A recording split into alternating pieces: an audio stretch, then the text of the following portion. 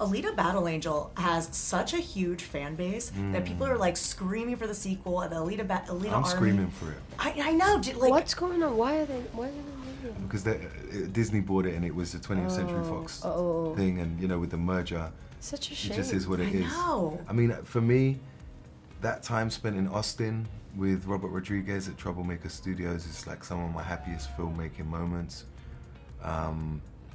He's kind of similar to, he's the only person that I could say is anywhere close to Zack in you know, Zack is one of one. But Robert, you know, is someone who, you know, everyone in his crew he's worked with for 20 years. He's watched them grow up, he knows their kids, you know, he loves filmmaking, he's just chilled out, you know. While Zack's playing these throwing games on set, Robert Rodriguez has got an amp and a guitar. Yeah. And he's in the video village playing that. So another wonderful man, another family man, and incredible creative. And I loved it working with Rosa Salazar. It was just like, it's definitely in my top 3 of most enjoyable movies. And you know, what was so hard about this movie is I had to diet, I had to do all this stuff. Well, in Alita Battle Angel, I wore a mocap suit. The first day I got there was Austin, Texas catering, and they had the brisket, the sausage, the mac cheese. I was there for Thanksgiving, and I was like coming back with like 3 plates. Not Rubble Moon. I went home with a little pot belly, and then when the movie came out, I had a cyborg 6-pack. I was like, yeah, I want to stipulate that for every movie now. I think next time I'm gonna do that. You know, I'm just gonna wear a mocap suit every day, a roll neck.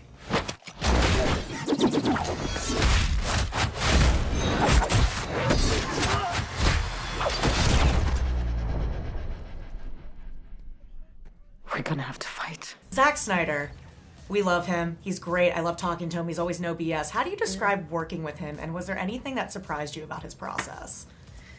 I was surprised by his level of constant enthusiasm. He's incredibly consistent, and just by the amount of information that is in his mind available for everybody.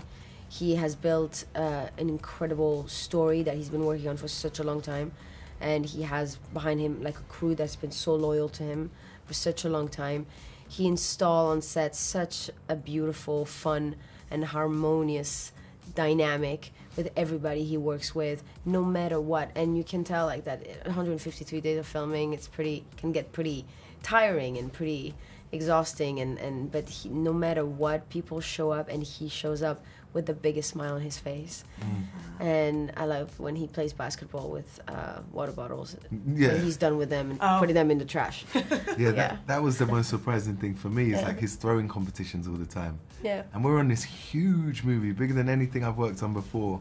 And I can see Misha, the first AD, like, we kind of need to go, but Zack's just too busy having a throwing competition. And he's got a bin like 50 foot away, and he's really good at throwing. He's making it really fun. He's making a fun environment, and it is a weird. And like I can get to set and sometimes being terrified about a scene and wondering if I'm gonna nail it, if I'm gonna get the gist of it. And I'm just looking at over my shoulder, and Zack is having a blast. He's having the best time.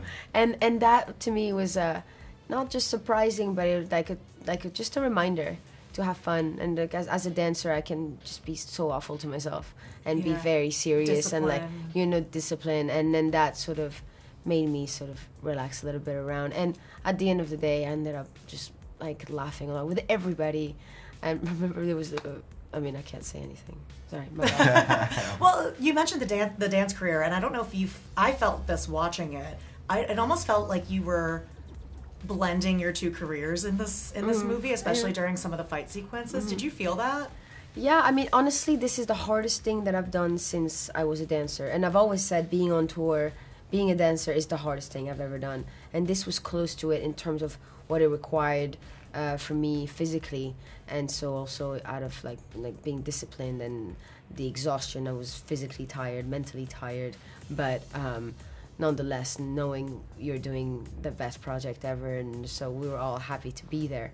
But it just brought me back to just the discipline that I have to adopt when I dance, and just going about those choreographies. Just the way I learn is the same technique that I use when when I learned choreography, and it's a dance, right? You're doing it with somebody else, and it's like just a body language and a movement. And I wanted to find Cora in that element, and find her identity and her true her position with how she holds things. Like I remember practicing with the guns and wanting to have that body posture and find where her strength is, to not be too delicate and to not be too masculine, and just have that her anchored. It's that comes from, I think, in a way, dancing. Well, you look damn cool.